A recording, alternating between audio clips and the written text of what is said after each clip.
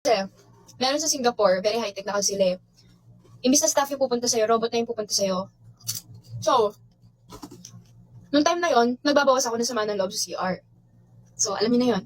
So, akala ko, at peace ako. Sista ako bigla, nagpapanik. Jo, katok siya ng katok. Sabi ko, bakit ba? Jo, tulungan mo ako. Yung kutsara ko, hindi ko na paano kukunin. Sabi ko, pumindot-pindot ka lang dyan, ibibigay niya yan. Ganon. Jo, bilisan mo na dyan, lumabas ka na. Hindi ko talaga alam to.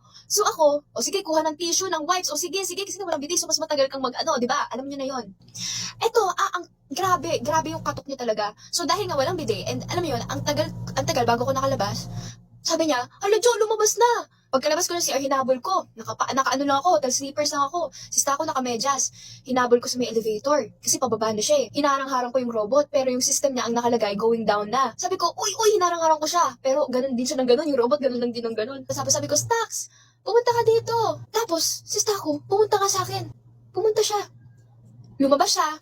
Hindi niya kinuha yung keycard. Nalock yung door namin. Sabi ko, kinuha mo yung keycard? Sabi niya, hindi. Paano tayo ngayon yan?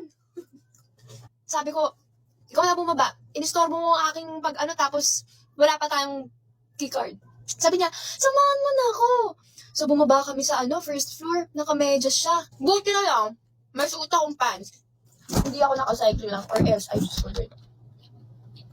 So bumaba kami. O edi ayun. Yun yung journey namin. Para sa kutsara. Kumuha na din kami ng kutsara sa first floor.